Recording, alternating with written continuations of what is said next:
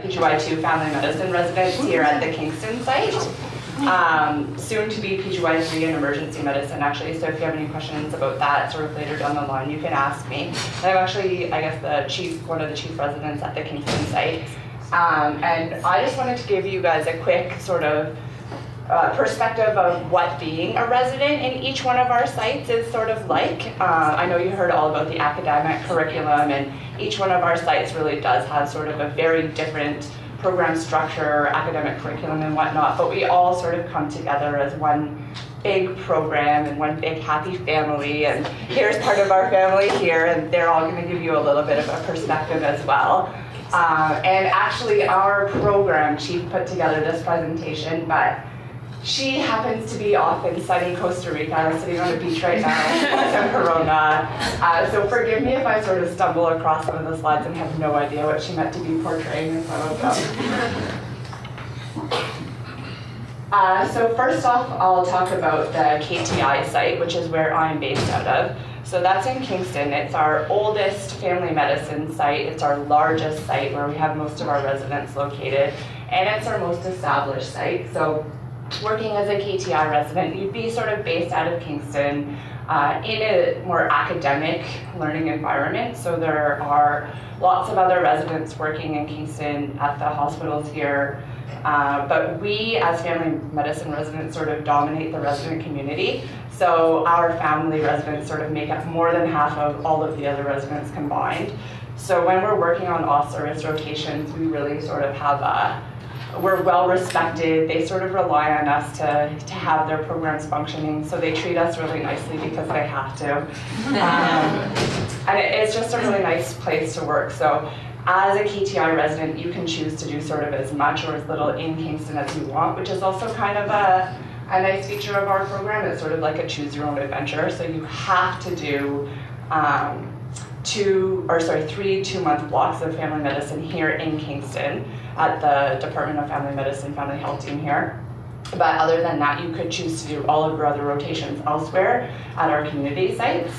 And conversely, you only have to do your 2 months of obstetrics elsewhere, and you have to do 2 months of rural family medicine elsewhere, which is sort of a Canada-wide requirement that you do some rural family medicine, and you could choose to do everything else in Kingston, so that's kind of nice.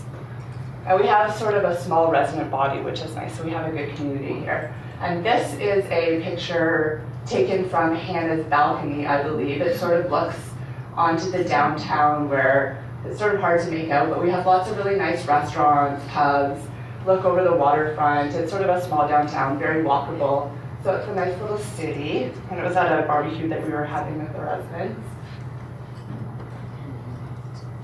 And this is some of our residents showing off their keen fashion sense at a beautiful Christmas sweater party, just having some fun. We like to do that every once in a while.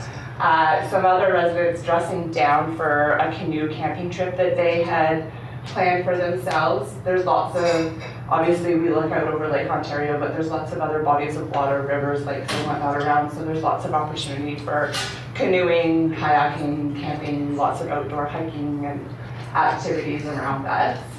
And then every once in a while we dress up as well. This is one of our residents' weddings. So we clean up pretty nice if we want to. And this is James, who decided that he wanted to sort of leave family medicine behind him, quit, join the circus. He decided to try out this new sport, slacklining, which didn't work out so well for him. So unfortunately, he's stuck with us for another year. But this is at another one of our barbecues. We have an intramurals team sort of going on at all times. So this summer we had an ultimate frisbee team, and this is we got together for a barbecue after one of our games. So. And then, as we mentioned, we have a handful of residents at 3 of our other distributed sites. So each one of the programs is a little bit smaller, a little bit newer, but a lot of work, hard work, and legwork has really gone into developing these programs from an administrative level, and also each one of the residents, I'm sure that they could give you a bit of perspective about that. They've also put a lot of work into sort of changing the program, and as it evolves and as it expands, just sort of improving things as they go. But important to note that although each of these sites is a new site, we have been sending family medicine residents from Queens to these sites for rotations for years and years and years. So it's not like having learners in the hospitals or the clinics is a new thing for any of the preceptors at the sites. Residents are very well established there, very well received there. Everybody who's in these communities is good at teaching and wants to teach. And even when people go away and they're at the distributed sites, we all sort of come back together as a really big sort of resident community. So we're a Queens Family Medicine program, and we get together. We, as KTI residents, go out to the distributed sites. Distributed sites come to Kingston for different events, and we sort of go off for other recreational activities away from work as well. So starting off with Peterborough, we have some Peterborough representation on the panel today.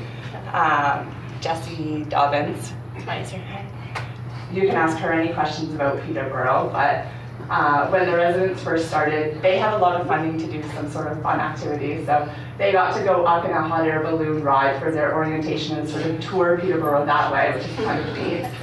I don't think they got very high off the ground. I'm not really sure what's going on in this picture, but I think they might have had some sort of a technical malfunction. They really did go on a tour though at some point. And then this year they all got together and went on a big boat cruise, touring in and around their community. And here's a picture of Andrew sticking his hand in the cake. Apparently he practices very good hand hygiene though, so there were no germs in the cake. They had a great time. And here's Kendra and Melissa, some of the PGY2 residents, sort of checking out the mean tobogganing slopes in and around the area. And then the group going camping at our Camp Toboggan weekend. And then moving a little bit closer to Kingston this way, we have the Belleville site.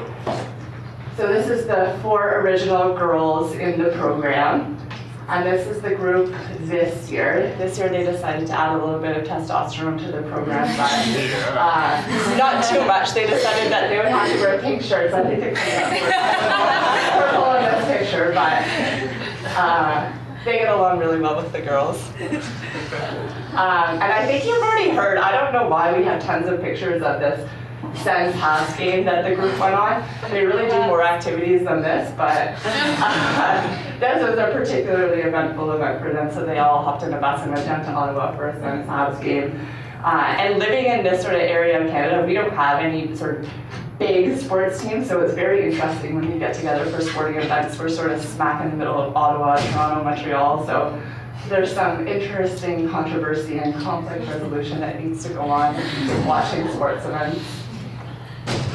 And this is 2 of the residents from the Belleville site, 2 of the original 4, so half of them actually went off on mat leave this year. So very doable to do in our program. I don't think we have anybody today that's gone off on a mat leave, but we do have people also at the Kingston site who have gone off. So unfortunately we don't have anybody telling you how easy it is, but it is. It's not a particular interest of mine. But I can't personally tell you, but something that does happen in our program. And then 2 residents who decided not to go on mat leave. They wanted to stick around and learn. So Melissa going off to Family Medicine Forum in Montreal this year. And we actually get $800 of conference funding over our 2 years, and the programs are really, really sort of cooperative in letting us go and take time off for any conferences or extra learning activities that we want to go to. We have 7 dedicated days of time off, but if you want to do more, then that can usually be arranged as well. And then next year, Family Medicine Forum is in Toronto, so I'm sure that we're going to have lots of people. It's very accessible from all of our sites to get up there, so we'll have a good crew up there again. And then here's the group sort of getting up to some midnight mischief at a camping trip.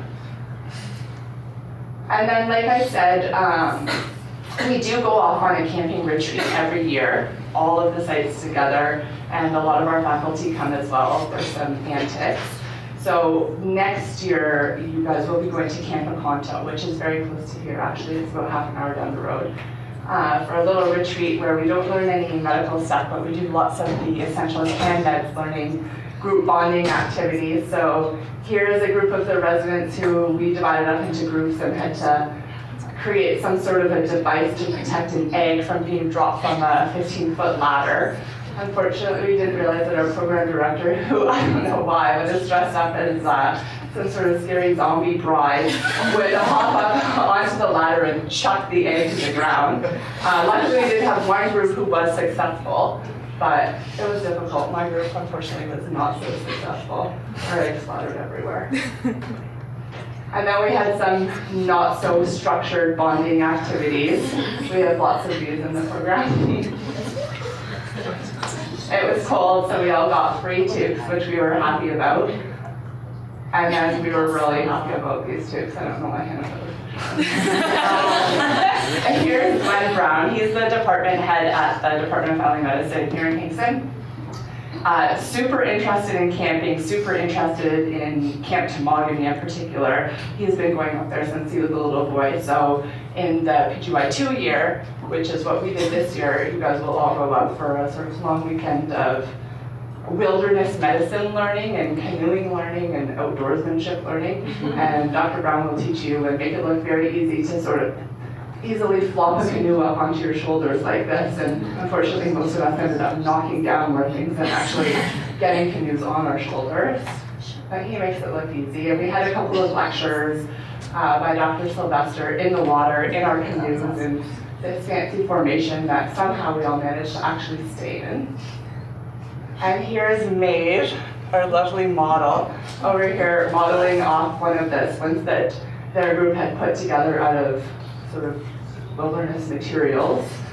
So she's walking down the runway, and then, I don't know if you can see, but sort of right next to her, there's somebody with very modern looking air casts and crutches because he the previous night had actually fallen and broken his ankle in the wilderness.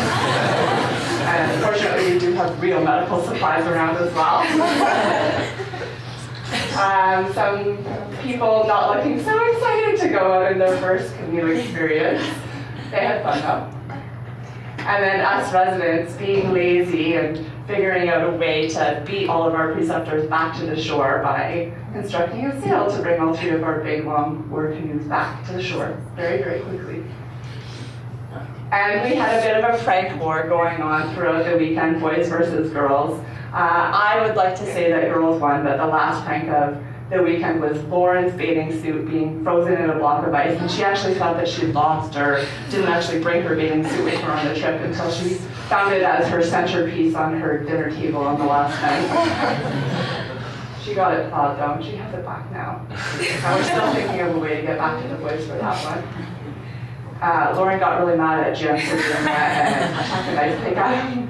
No, it actually was a learning experience, so we learned lots of good wilderness medicine tips, tricks, and we got certified in some sort of wilderness medicine certification that I don't really know what it is. But we did these mass casualty disaster scenarios, sort of like a big sort of teaching, learning OSCE, and some of our residents got to dress up and be the victims, so Jim had fun doing that. Looking out at the water. And then here's just the last picture in the slideshow. So we are a big program. We have 4 different sites, but we do come back and we're all one big happy family.